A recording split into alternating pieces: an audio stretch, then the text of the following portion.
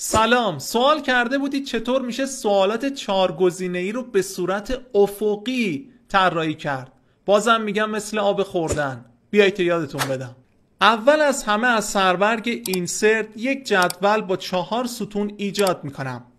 جدول ایجاد شده رو انتخاب میکنم و با راست کلیک کردن از قسمت تیبل پراپرتیز تیبل دایرکشن رو روی راست به چپ تنظیم میکنم. با کلیک کردن بر روی اوکی شروع به تایپ کردن گزینه ها میکنم. گزینه الف، تب، گزینه ب و گزینه دال. جدول خودم رو انتخاب میکنم. از سربرگ تیبل دیزاین حاشیه های این جدول رو حذف میکنم.